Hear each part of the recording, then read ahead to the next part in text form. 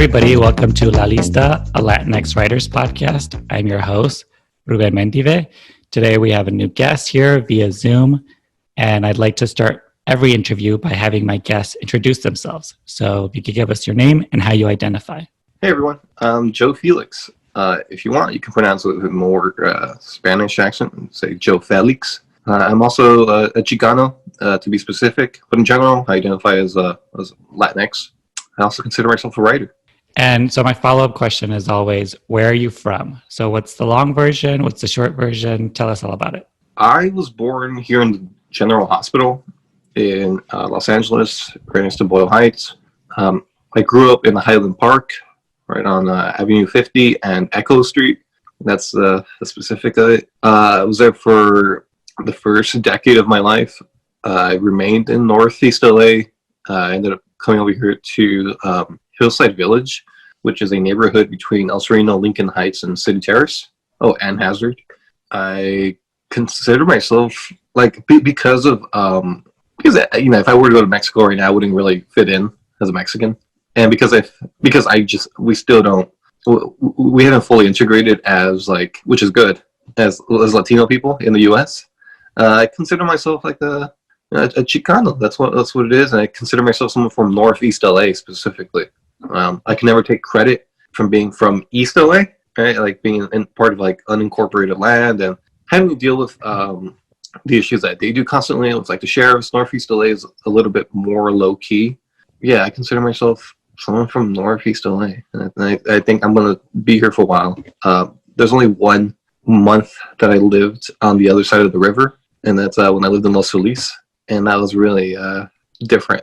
It was way different. So can you talk about that growing up in Northeast LA, Highland Park, just because I'm a transplant to LA. So I know Highland Park a little bit differently than I think it used to be. So can you just sort of describe the neighborhood growing up? Yeah, I think I know what you're talking about. They do have a Starbucks now. Yeah, so when I was there, it was prior to gentrification. It was prior to the rent hikes. My family we were renting at the time, and we got priced out when a new ethnic group started to come into. I know that Highland Park was prior to Latinos being the majority there. It was largely an Italian immigrant neighborhood, but those people ended up moving to the surrounding neighborhoods, so Atwater Village and Eagle Rock and so on and so forth. Right, so they weren't really displaced. Right, but growing up in Highland Park, it was really fantastic. Everything felt like walking distance, and everything that you needed felt like it was there. I did mention that there were gangs at the time, but I don't think I was ever quite affected by them. They're called the avenues. You got to meet the vendors, every small store owner. You kind of knew them. I'll put it this way, because my mom frequented stores on Figueroa. She knew the shop owners, whether they were beauty and nail technicians, or people like the clerks at the Food for Less, or there were people who drive around in those produce trucks, right? And then stop and then open up the back, and you can buy all these kind of goodies. Yeah, we had that. We lived where we lived was right next to a place called El Hoyo, which was a very, very steep cul-de-sac. I remember maybe twice when I lived there, I tried to walk down, and then because I took the step, I was a little chubby boy, right? And now I'm a big chubby boy. But when I would take steps down to go down that street, I'd be I don't think I can go back up. So I just wouldn't travel down there. I had my friends there. We all had it was predominantly Latino, and we could all just relate to each other. There was a sense of oh, we're gonna know each other forever. But then that didn't happen, and now it's completely different. It's kind of horrifying, to come back and see the lack of community. It's horrifying to see. Because I totally planned, once we moved, I always had it in my mind that I would come back to Highland Park and live there. And now, I would never be able to afford it. Absolutely, I would need 2 jobs to live on my own. And even with roommates, it'd be hard for both of us still. Because again, I never really knew Highland Park before it really got gentrified, but just being in the neighborhood, it's like it like smacks you right in the face. Like it's like, oh no, this is like and I'm from a sort of similar neighborhood in Chicago. Like the difference between how I grew up and how it is now, it's like jarring and a little upsetting. And I think that is you sort of do see the difference between Highland Park and Boyle Heights in terms of gentrification, where it was like one neighborhood sort of like really got overrun, and then another was like really fighting back every step of the way. And you sort of get two different distinct neighborhoods from that. Yeah, you're absolutely right. It's sad to know that one of them wasn't as successful at fighting back. One thing that I can share, I forgot to say up top that I'm a stand-up comic. I'm also an improviser and so on and so forth. There have been a few times where I will perform in Highland Park and I will directly mention the gentrification and people will laugh, right? And then nothing will happen. Like I'll literally compare the genocide of Native Americans to gentrification being like a smaller scale version of that, and they'll just laugh. They're like, "Yeah, we get it," and I'm like, I don't. It's like it's almost like I willingly put myself in a scenario where it's like an episode of Black Mirror where these people understand what they're doing and they understand that it's harmful to hundreds of families, like if not more, and they're like, "Yes." That is truly whiteness at its core of how it's practiced, you know? Yeah. Where it's like knowingly doing harm. Especially liberal whiteness. Especially, I remember actually like in the way that I can blow a lid, I did that at the offbeat bar at the open mic. I mentioned how I believe that the whole setup is like, you know, I can like, so white people don't really have like a coming of passage or a coming of age sort of passage, right? You know, other cultures have like you jump off that big tower. Other cultures have like you partake in the big hunt, right? And you make that alive, right? For white people, it's like it's gentrification, right? You enter a neighborhood, you're a transplant, you kick out like some old Korean family who lived in like rent controlled units, right? And then you brag to your friends about like, can you believe that they were only paying $500 a month for this? This is so amazing. And then that's their rite of passage right, into adulthood. And then this way, they can tell their kids that they were once cool, right, for living in these hip neighborhoods, so that their kids don't put them in like nursing homes when they're, you know, old later. And I said that to like a crowd of maybe like 8 people at the offbeat bar, and silence, just anger. And then the host right after me goes, "Well, I don't feel like a sellout, and I have a cool job." And you know, that open mic I feel like definitely contributes to gentrification because it gives white people a place to like congregate. Yeah. No, that's so accurate. You know, all the people living in my neighborhood back in Chicago, I know it's just a matter of time before they move to like downtown or the suburbs. So I am curious about like your family. So what did your like parents do growing up? Like what's their story? I'll start with my mom. My mom grew up in Zacatecas, Mexico. I think she spent the first part of her life in like a pueblo, right? She would wake up every morning and tend to the fields before going to school. Very hard-working woman. At least she tells me that whenever I'm not doing anything around the house. And she had a very nice upbringing. A lot of love in her home. It was also very easygoing. I think all of her sisters played basketball, including herself. I think at this point, it feels like a given to say that she had like 8 brothers and sisters. Yeah, I feel like I don't have to disclose that, but I think she had like 6 sisters, 3 brothers. One of them passed away, but the sisters all played basketball. They were like their own basketball team growing up, which is pretty cool. And she came to the States when she was like 21, 22. With like a degree in, I think typing at the time was a big thing. Like that was a key to like upward mobility, typing. But then she ended up moving with her aunt in South Central, who already lived here, and from there she became a housekeeper for a while before she met my pops. My pops is a metro operator, and he owned his own business in South Central in auto parts. My dad's still a metro operator. He closed down the auto parts like 5 years ago. My pops had a completely different experience growing up. At like age 3, he moved from Sinaloa to over here to Los Angeles, to Boyle Heights specifically. Did the whole thing where he went to, I think he went to Lorena in Boyle Heights, and then elementary. Then he went to Stevenson Middle School. Then he went to I always forget if it's Roosevelt or Garfield. And then he went to Wilson, and he didn't finish his degree, so he had to go to a continuation school, which was like an old Japanese temple in Boyle Heights. He was raised by his pops and whatever woman he was dating at the time. So in a very sitcom fashion, my dad had to like raise himself because he didn't have anybody to like fall back on. And you hear stories of him like just trying to run little schemes around the town to make money, right? Being at the grocery store, well, not women, well, like shoppers to like load up their car and like ask for like a tip. There were some really bad things he's told me that he's done for money. Like, I'm not going to disclose those things, but they're horrendous. I've recently been thinking about how like awful my dad's actions are, and like how easily he brags about them. It was like kind of like an odd couple. I was very like self-sacrificing and virtuous, which I feel like is also like something that you see in textbooks when like people learn about Chicanos, where it's like the virgin saint, the whore saint dichotomy, where either a woman can be this that, right? I do see my mom as like someone who's very self-sacrificing and like strong-willed and like with good head on her shoulders, but she's also like apolitical, which I think is always a thing that I see amongst Chicanos or Latinos, where it's like, oh yeah, creen Diosito y like pórtate bien and work hard, right? But they won't participate in any sort of politics, and they won't keep up to date. I think it might just be like an immigrant mentality where it's like it is how it is, and like you just have to work really hard, and that's what you can control. So like I think we're just so like oppressed and marginalized that it seems like it's like not even a place where we could even have a say in or something.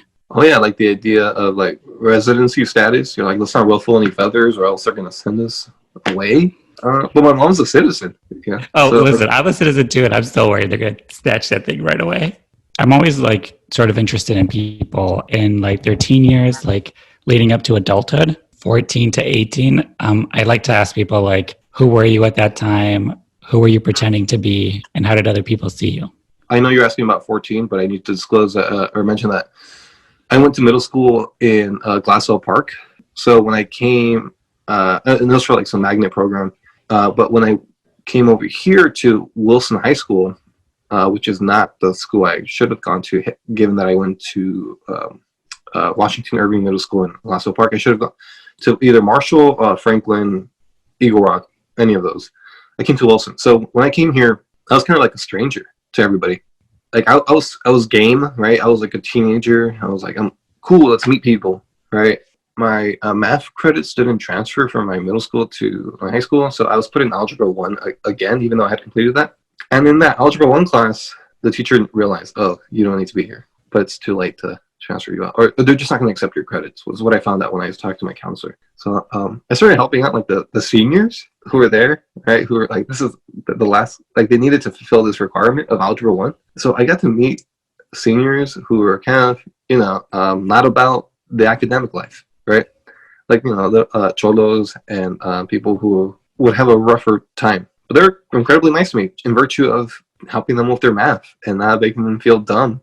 So much so that, real briefly, one time, because I was selling hot chips, no, I was kidding. I was selling like hot Cheetos and like candy bars and all that to make some money. And one time I got my backpack stolen because I would play basketball at lunch and it got yanked, and then I just casually mentioned it to one of the guys that I was helping, like in class. And he's like, oh, bro, why didn't you tell me? And then the next day I had my backpack with all my stuff. So that was cool. But I don't think I ever pretended to be anyone in high school. I think I got along with most crowds. And by the way, whenever I think about my high school experience, it's never like how it is dramatized on like TV. There aren't like hierarchies where there are like clearly ostracized people. There were like no nerds and jocks. Like I think everyone got along. But even then, I felt like kind of like a tag along because everyone had already known each other for so long. And so I've always, and I think this is still true. People like rarely like hit me up to be like, hey, let's go over here, or let's do that, right? And that was the same in high school. So I had to like learn to just do my own thing and develop my own interests. So like in high school, I developed a pattern of being like satisfied in as much as like I had activities for myself, and then just forgetting, zone in on that, and I would just feel incredibly like alone for long periods of time. I would voluntarily take classes on the weekend, just so I had something to do, so I could be around people. Actually, that's one of the things that like led me to realize what I like to do, and it was at the time it was read. I like to learn new things. I felt like it was interesting. I felt like because our school was kind of underfunded and this and that, we didn't have a large variety of classes. So I tried to take as many electives as I could, and like I said, I took them on the weekend, and that's why I took like improv and acting classes in my senior year, and that's when I realized, oh, this is fun, and that's what led me to. I mean, at the time I was still writing jokes. It was like a compulsion to be like, oh, that's funny. I gotta write that down. But I had no outlet. I didn't pretend to be anyone. I felt like that was kind of a deficit for me because I felt like everybody else knew exactly who they were. Like they would take on whatever subculture they wanted to be. I saw people who imitated Kanye West and wore suede sweaters to school, and they learned to do that gliding with the feet. And I was like, oh, they know who they are, right? And I saw people who would train for basketball every single day. I'm like, oh, that's who they want to be, professional basketball player, right, or collegiate one. I saw people who were academic decathlon, and they listened to the Gorillaz and Coldplay, and I'm like, oh, you're like a soft into like academic, right? I always felt like I don't have like personhood like you have. It's not like completely set with boundaries. Mm-hmm. Like I kind of feel like this like an organism that's just like that's very fluid, and so that's who I was in high school, open to everything. Once you finished high school, like, did you have a plan? Did you know what you wanted to do next? To get a degree in advertising, I wanted to be a copywriter. I was like, well, I'm okay at writing. I think I can be very persuasive, especially since I had been working for years for my pops at the auto parts store, and I had to persuade people to buy stuff. So I was like, oh, I think I can do this, and I can be creative. I can be funny in this medium of copywriting. So I would take classes, but then I was still doing stand-up. I was at Pasadena City College when I was doing copywriting classes, and I go, okay, I like doing stand-up. This is going well. Well, it wasn't going well. I'm lying. It was miserable. It was miserable to like write stand-up or like to perform stand-up comedy, right? And improv felt like, to be honest, it felt like a bunch of theater kids like doing it. And I was like, I don't fit in here because, oh, even though like in high school we had theater, I was like, ah. And then like, and some of my comedy, like friends who like were into comedy were doing it. I was like, I'm not a theater guy. I'm not an actor. I'll never be an actor. And whenever you see me like performing in a sketch or like some scripted thing, I hate it. But everyone has told me, Joe, you wrote this. You have to be in it. It took me a while to realize, okay, so I avoided doing improv for a long time, messing around with stand-up and like doing it constantly, and almost like just habitually, just because like, well, I don't know what else to do, right? I'll just keep doing these jokes. I don't like have a set course. Like I don't know how you become a professional stand-up comic. So then I turned my attention to, you couldn't choose copywriting like as your major to transfer to another school. So I chose philosophy. So while I was completing the philosophy degree, because of philosophy and because I was working at like farmers markets and I was selling people things and this and that, and there came a point where I was selling stuff and I knew that it was not good for people because I used to work at the farmers markets and I would sell creme caramel. I would work at Creme Caramel LA, where we sold bread pudding and like a flan type dish, right? Creme brulee, but like Filipino style. And I go, well, copywriting is the same thing. I'm using my abilities to sell people things that I think they don't need or it will put them in debt. So I started leaning towards doing more philosophy since I was on that track to transfer into that major. Then I thought, okay, it'd be cool to be a philosophy professor, teach at a community college and do stand-up. And that'll be my whole thing. And I don't know how much you want me to talk about the stand-up, but like stand-up, you're writing. Because I am curious of like, how does like a young kid get into stand-up? Like, I don't even know what is the step one to like writing jokes and then being like, I'm going to perform them. Like, where do you go? What do you do? Some guests have mentioned this. You watch stand-up. I watch Comedy Central every day after school. My family is one of those Costco families. So we would get like these large Kirkland, like malt, like jars of malt balls. And I'd just be eating them like and like a Lunchable or something and watching stand-up and being like, yeah, I get that. I didn't get the jokes, right? But I understood that it meant something. I understood like the body language. I understood timing. I think I've always been a natural joke teller, even though it was supplemented by like years of watching stand-up. Like one of the biggest incidents that happened was when I was in second grade. We were reading something on like Abraham Lincoln and like just U.S. history, and we were assigned like a paragraph to read, and I read ahead and I saw what I was going to read, and I saw that it said Gettysburg Address. All right, I'm 7, and I go, I'm going to do a joke here. Gettysburg sounds like spaghetti. I'm going to say Spaghetti's Address, right? I'm anticipating, I'm waiting. I'm like, this is going to be a cool joke, all right? I get to my point. I say Spaghetti's Address. It hits hard. People are laughing. So much so that the teacher goes, Joe, come with me, right? And then we went to like the adjoining door, like to the other classroom. And she goes, I want you to say it to the other teacher. So then she stops her lesson plan to call the teacher over, right? So we're standing in between between the door, like the 2 rooms. Yeah. And both kids are just kind of like, what's going on? And they're like observing me. And my teacher, Ms. Bang, and she goes, hey, Joe, say the thing, right? And in my mind, I go, there's no setup. There's no tension built up. And it's a pun. It's not going to work. But this is my mind, right? And I go, Spaghetti's Burger Dress. And nothing happens. And she goes, oh, we'll do it again, right? All right, I'll do it again. And I do it, and then nothing happens. And I just go back to my seat. And I think I've always had like a thing for wanting to do jokes. Not be a class clown. That's not it. I'm like, this is a good measured joke. I've always thought about like the economy of jokes and like words. In middle school, we would talk crap to each other all the time. We would do like, you're like this. You look like this. This feature of yours is found somewhere else, another person, right? And just like, so that's where I learned to just do reference, pop culture reference. Like, how much do people understand? Because I used to watch a lot of old films because my dad would buy these VHSs, and I'd be like, you look like Humphrey Bogart, right? And people are like, what the fuck? So I'm like, okay, I got to pull back. Let's do more popular references, right? And we do that, and we'd spend, I think, every morning and every lunch, we'd talk crap to each other. So that's where I learned, I guess, another way that I practice to be funny. So it's like, and it's because I watched so much stand-up growing up, and I watched that with my dad, like when he would come home like after work. By the way, that fool worked 2 jobs for like 25 years. So I think he maybe watched Comedy Central because he wanted like a little bit of dopamine, so he wouldn't just like completely die. And like he'd fall asleep, from being so tired. So I just keep watching Comedy Central, like, and like very inappropriate stand-up stuff. For me, it was never.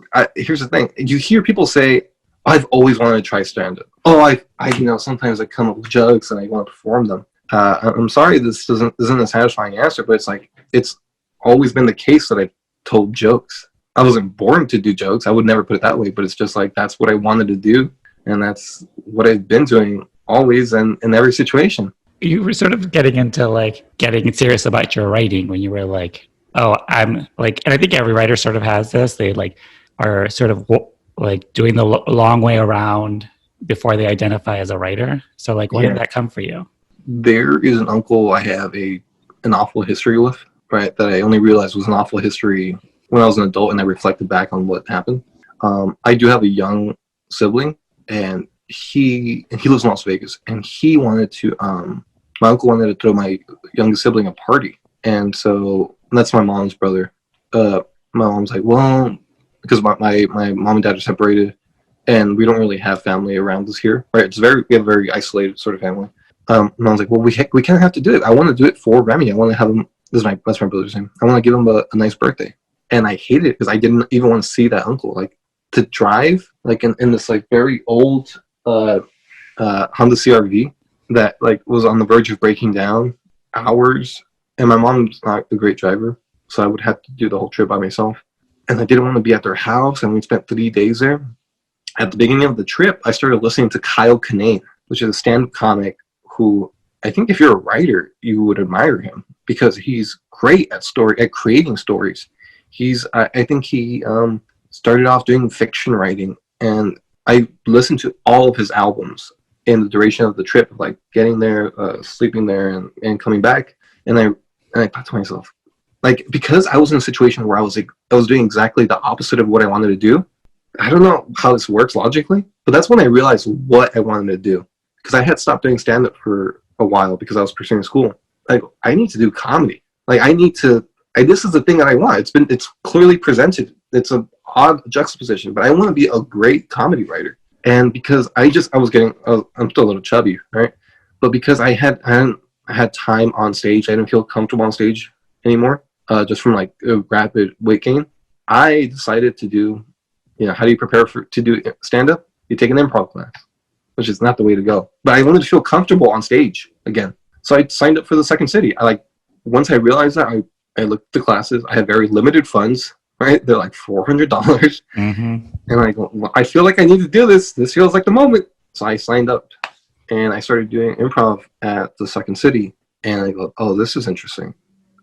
Obviously, I was prepared to like meet like odd personalities just from having done stand-up for a while. And like you have like odd people who get into comedy for whatever their reason is. But then I met Andy Lamelli, who I'll just call him my comedy collaborator, because he was the only other Latino guy there. And I go, like for a while I was trying to get him to like, hey dude, we should do improv together. But he was not receptive to the idea. Then I mentioned that to him that I was a stand-up, that I was getting back into stand-up, and he wanted to do stand-up, right? So then I saw him trying to do jokes, and I was like, how can I help him become, like I wasn't a great stand-up, but how do I help him become better stand-up, right? Since he's so new. So that's when I started thinking about like what we learned in improv and like how you actually have to put in work to write things that are good. And that's when I started to like slowly gain momentum to like write, to sit down and write. Or like before it was like I would just spend all day thinking like, oh that's a funny, I should say that on stage. Oh yeah, that's gonna kill, right? Just to myself. But then I'd be like, okay, what was that joke? And I'd forget. So one of the demarcations of like the period where I started to become a writer was when I started to actually write things down. It was like when I was at like falling asleep, and I was like, oh, that's so good. That's gonna be such a funny joke. And I get up, actually, I'd finally start to get up and like write it down. And then I would eventually start to like revisit that. So as I was learning to write, as I was like editing these jokes and trying to put like a narrative, like maybe, because I used to just do one-liners and non sequiturs. Now I'm like, wait, is there a segue between here so that it makes sense that I go into this another which is like, you would think, well, that's a very obvious thing to do. Like you see that stand-ups doing that all the time. But let's just say this, I'm pretty dumb. So then I go, oh, I should just start doing things like that. So while I was learning to write stand-up, I was getting further and further into the improv classes. And at the Second City, they teach you do improv so you can write sketch. And while that was happening, I was working with Andy and Audrey Pinto, and we created a Spanish-speaking improv team, Arroz con Pocho. There are a few of them. Even though this is Los Angeles, there are a few Spanish-speaking improv teams. Mm-hmm. And we started to perform a decent amount of times. And then because I was like, oh, damn, that sucked. We suck. Right? You know, it'd be good if we could rehearse the jokes. So I was like, I'm going to start writing things down.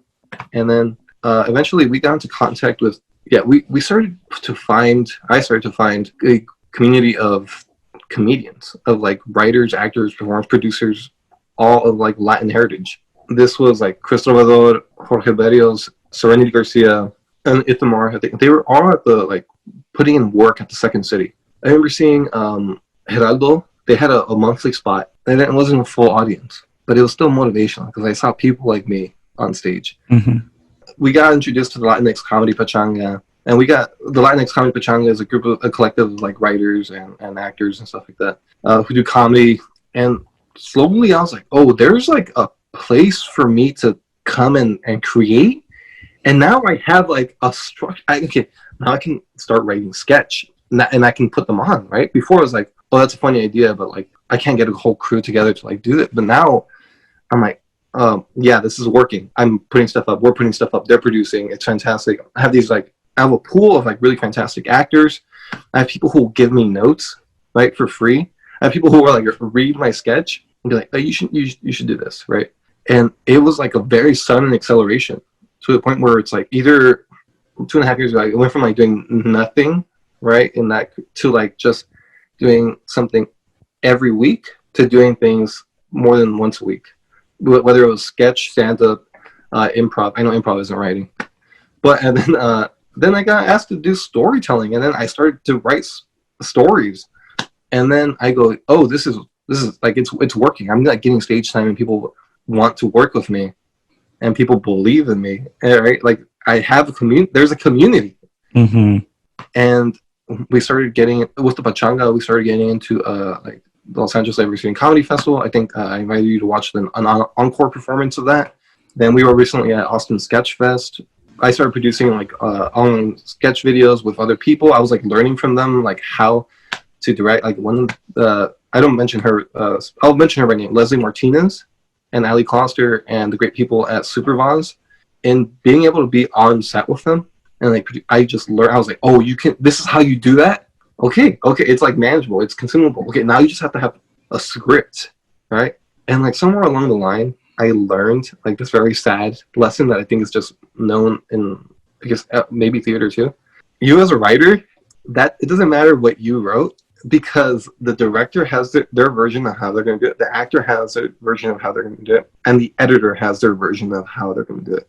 And I remember just being like, I don't think it should go like that. Like we'd be like rehearsing. The actor's taking a lot of liberty with these jokes that I came up with. So I learned to deal with that. I learned like you sometimes you write things and people are like excited to like produce it, and then nothing happens. But and it's like, okay, that's fine. But now you still have this writing sample, or like this thing that could be produced. The only thing that slowed me down in the past 2 years has been either being kind of shy to like introduce myself to someone, only because I'm like, I don't have much experience, and COVID. We can't put stuff up, but now we're putting stuff online, which is like, but like, a socially distanced sort of way of producing things. Oh, and then my stand-up, because like my sketch was I was doing a lot of sketch and improv, right? I would try to relay being on people's shows to do stand-up. Like, oh, hey, I see you have a slot for a stand-up. I'm pretty okay. And then that's where I had more experience to like grow my stand-up. I'm like, oh, I have these 10 minutes of stand-up that I think are okay, right? They're okay for this show. I need to work on them, because I'm getting a lot of success as however you want to measure that in sketch and improv, and my foundation is in stand-up, and I've been neglecting that. And so I'm thinking I need to work on this. I was able to come back to stand-up in a way that was very different than my first experience with stand-up. My first experience with stand-up it's very lonely. You're up until midnight to do 3 minutes of comedy. Sometimes there are lottery systems, right? I have an open mic, and you never get picked, right? So you're just there supporting other comedians. Can you believe that? And yeah, nobody laughs because everybody just wants stage time, or they're tired, or they're petty. And now I come back to stand-up, and there's a different issue. Everyone's too good at marketing themselves. I'm like, okay, this is a different beast that I need to take on. To get stage time, it's not about being the funniest dude anymore. And I don't mean to be knocking anybody down, or any gender down, right? It's not about being the funniest person anymore. It's about being able to produce ticket sales, to get people to show up, to have a brand online. But now, even if I'm not doing how I want to do it in stand-up, I can always come back, take a break, and write some sketch, right? And recently, I signed up for the UCLA Extension TV rating program, and now I'm like, oh, it's never been that I don't have content. It's just I never know how to formalize it, right? As much as I was exposed to watching sitcoms or watching stand-up or this and that, I now know how to put it together. I've always had the pieces. Like, it's funny, because writing jokes is not the hard part for me. It's everything. It's making it make sense. I get people all the time that ask me, like, how do I get into like the Latinx scene? How do I meet other writers, get into this community? And I think you've described a way that is like how I did it. It was just like, you sort of like start entering a space, you start noticing the people that are making moves, who are hustling, who are talented. You get to know them, you show up for them. They're also coming up, so they're always looking for collaborators and people. And that's sort of how you sort of get into the loop of things. You're just then a whole world opens up, because I feel like a lot of times as like Latinx artists, we're sort of feeling very alone. But once you like tap that main, it just is like constantly producing. One lesson I learned the hard way was, if you're going to ask for an opportunity, you have to follow through with what you're committing to. I had someone, this is like before I knew how to write scripts for like features or TV. I remember saying to someone, oh, you're writing a pilot? can I take a look at it? I'd love to give you some notes. I read it. I did not give the notes. And that's been a strange relationship since. So, Yeah, you have to show up for people. That's the thing I always tell, like, show up for people, because like you always remember the people that were there. You always remember who showed up, who followed through, who like, and then again, it's like, and then that parlays to other opportunities. You know, it's like networking, but without like the weird cocktail napkins. You know, week after week, showing up at like my new little show at UCB, like watching, I'd be there. I'd be like supporting, right? mm-hmm. And like part of me was just like, this is awesome, and this inspires me to do what I want to do. Now I have to do this part that I don't like, where it's like, hey, can I be on the show, please? And people are nice too. That's the other thing, because it's like we're all doing the same thing. We're all in the same boat, so we all sort of understand that feeling. And then and then just like you mentioned, like then next thing you know, you're producing videos and sketches with people, and you're learning from them. Because that's the other thing. It's like we're all have good at different things, so we're learning at different skills, and people can like supplement what you don't have, and you're always growing. And then that sort of leads to like the next step, where it's like, well, what's your brand? How are you branding yourself? How do people see you online? They need to go to your profile, know exactly who you are, what you're about. Because if they're interested, if you already told them, they're like, great, they'll reach out. You can reach out. You sort of already have a shorthand with that stuff. I'm stuck there. It's a journey. Because of like how I told you, like I don't think I can create like a cohesive identity. I can't tell you like, oh, I'm like the punk rock comedian. Right? I can't tell you, oh, I'm very goth. I don't think it's very clear what my interests are. But I think for some people, it might be clear, but those people aren't. I think they're also not in your head, you know? So like I do this with guests. Like if I look at their Instagram, Twitter, they don't need to know exactly what you are, who you are about. But if they see that you're doing it, that you're actively pursuing it, and like you're busy in every sense of that word, then that's enough to like be like, okay, this person's interesting. You know, they're doing the thing they want to do. For you, like, sure, maybe like to you, your Instagram doesn't have your brand, which is like, there's different versions of brand, but I think as long as they know who you are and what you're doing, that is a form of brand. I think in the larger context, especially of like stand up and like with the log line of a person and their writing style or their stand up style, that's something you have to fine tune, and like, and some people do it very well. Oh, that's also very cool. I do like that part of being a stand-up, and I'm not sure if this happens with writers too. It's like, yeah, finding who you are on stage or what your thing is. But isn't it like for writers, especially if you want to write TV or something, don't you have to be available to write? Right? If I'm a screenwriter, I wouldn't just write. I can, right? Just like cop dramas, I can just do that. Yeah, I mean, I talk to a lot of writers, and they're always telling me, especially for like film and television, it's like you sort of need like your like 2-sentence like elevator pitch for yourself. Like it's like, this is who I am, this is where I'm from, this is the type of writing I do.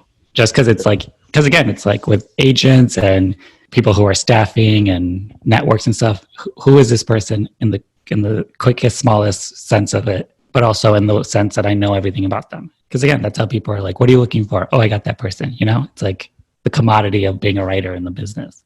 I hate that I have to think about that. Yeah, I'm still working on it. I'm still working on my own version of that. I don't have it, but some people do. Like I interviewed someone and they were like, this is my name. And he's like, I write about love, getting it, losing it. How do I, like every sense of the word, and everything that they write is sort of about that. Love is like a central theme in their writing. With that, I will ask, like, what do you feel is the themes in your writing, in storytelling, that you always find yourself coming back to? One big thing that stands out is like desire and how that controls what we do and who we are and what we find ourselves doing. Another one of those things is like authenticity. It's like, when do we start being authentic? When are we not? How does that affect us and the people around us? I think the third thing would be like, what is it like to be working class? Are there like, do we see a future? Like, is there a next step? Yeah, like I'm sure that there are times where you work an entry-level job and you're like, oh, well, I'm going to take these MBA classes and then I'm going to become a manager, right? But then it's like, is that fulfilling, right? Like, how do you become fulfilled in any way when you're working class? Yeah, you have things like family, where it's like, oh, then you start a family. Like, make someone like me, I don't want to have like children, right? There are far fewer. I'm straight, so there are far fewer women now available to me because I don't want to have kids. I'm not saying that all women do, right? Yeah. Obviously, that's not, but there are just far fewer. But even then, right? I'm listening. Oh, I think that's another thing. Just like the mundanity of having friends and loved ones. Where it's like, oh yeah, I get it. We've known each other for a long time. But like, what do we do now? Like, I am curious about like, because you did mention like the only things that have stopped you in this momentum you've been on. One of them was COVID. So what has it been like in the last lifetime that COVID has been around? Like, what has been like your journey through that? Because I've seen some stuff in general that have popped up at the beginning. Then there was a lull, then there was another pop, and now I feel like I don't know what's going to happen next. So performing wise, like creative wise, how has that been for you? right off the bat, I was like, okay, let's do a Zoom show. I was invited by my friend Nishi Excel, who puts on like weekly shows. She's great. She's fantastic. And I was like, all right, Zoom's a new thing. I'm gonna do stand up doing Zoom. But my jokes are one-liners and they're thinkers. That's to think highly of myself. So it's like that pause on stage where I'm like, okay, they're gonna get it. They're gonna get it, right? I feel it, right? And they're gonna laugh. But now on Zoom, it's like, okay, they're gonna get it. They're gonna get it. Did their connection die? Like what? So now, it's also now people who usually don't go to comedy clubs, who don't know the etiquette, are now, which is great. There's more accessibility, but now it's like a different audience that you're playing to, and it makes me sad. So I did a few Zoom shows in the beginning, but now it's like I would do my Zoom show like in my room. Then I go to the living room and I play Legend of Zelda Breath of the Wild. And then I would forget right before I fell asleep that I actually did stand-up comedy in front of all these people. And I'm like, oh, that's not good. It's obviously going to be a different experience. And I'd be a brat to tell you that, no, we should go back to doing it the other way, right? If I want to keep doing stand-up right now, I should be doing Zoom shows. I haven't for months. Now I'm like, you know what's more secure? Getting a writing job. So I've been working on that. Like I said, I started the UCLA extension program. So I've been writing sketches for video. Like I said, we did the Austin Sketch Fest, and that was all digital. So wrote for that. I'll help other people with. I think one way to stay active as a writer is helping other people with their writing. My podcast didn't start because of COVID, but it started around the same time. So it's not another COVID podcast. It's a podcast, Dead Fog podcast. I host with Allie Collister, who's another. Is a fantastic writer. She's a great performer, producer, editor, the whole thing. She's not a stand-up, but she's very good at talking about comedy and writing. Like after having conversations with people who like talking stand-up and comedy, I go, I feel like I can find a niche audience for that. And so I started producing that podcast, right, recording for it, where we pick a stand-up set and we dissect the jokes. I think it helps me with my stand-up to like look at other people's work and be like, this is a very clear element that they're including in this. This is like an act out. This is a thing that you can do. These are all the things that are available to you as a stand-up comic. These are all things that are available to you as a storyteller. So I've been doing that during quarantine. I've been calling up my friends and talking their ears off. I don't know if you do this to avoid, because I feel like a lot of writing is just like avoiding writing. So I'll be like, hey, I'm working on this pilot. What do you think about this? Is this gimmicky? So I'll just spend an hour talking to my friend about that, and then it'll eventually transition to like something else. And I'm like, yes, I've avoided writing for a bit, but also I got some feedback. Yeah, I know some stand-up open mics are opening back up. It doesn't feel safe. I've seen people go, and it's kind of disappointing. But it's like people are desperate for stage time right now. Mm-hmm. Because I developed I'm developing this writing skill. I'm more patient to come back. Also, I've been like going on Film Freeway and like submitting to their festivals, and I'm like, oh, that's a cool, like, you want these type of submissions? I'd like to write that. And I'll just go down the list and be like, okay, also like, what's the entry fee? Mm-hmm. And like, what's the length? And like, what are the chances that I get chosen? So I weigh all that out, and then I go, okay, I'm going to write now for that. People have like reached out to me and asked like, do you want to do this? Do you want to do that? And I've said yes, yes, and yes, right? And then done maybe one of those things. I've learned to like pace myself, and I know what I will actually commit to. But I'm staying active. I feel like the comedy landscape, like stand-up especially, is going to do this. I think it's going to remove the middle. And what I mean by that is people who are already doing well as stand-ups are going to continue to do stand-up. People who are a little bit more, well, let's say someone like me who's like middling, someone who like gets pretty good gigs every once in a while. We know it's not safe, but we can't do anything other than like other things.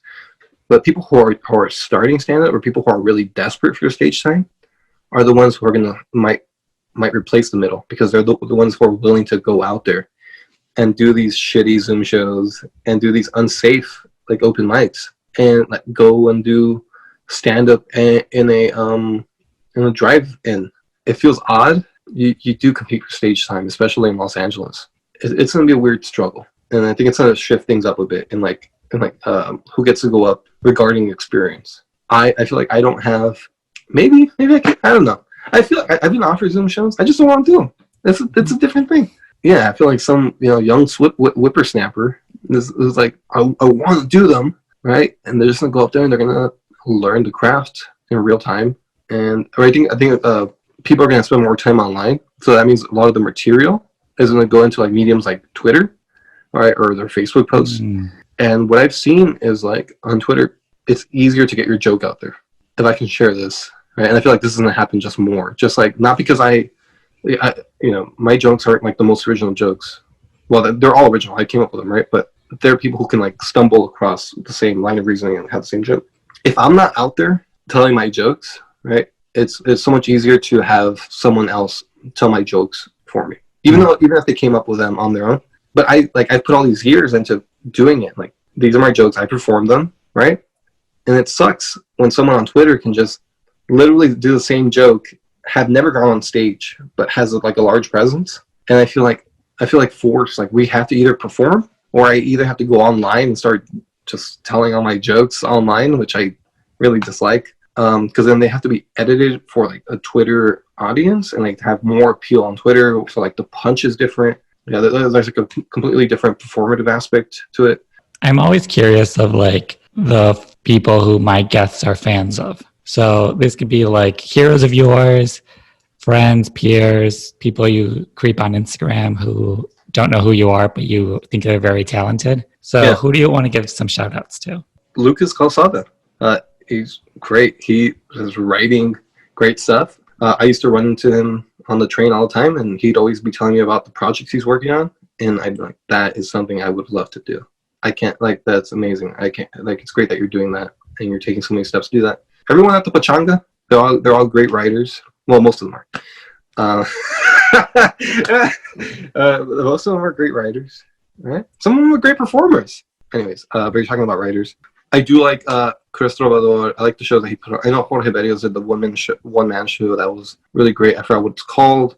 Serenity Garcia, and she writes some stuff. It's great. Lorna Silva is great. When most of her stuff is, I think, performed. So it's like storytelling that you would say, but I consider that writing, right? We agreed on that beforehand. I did love Ponyboy.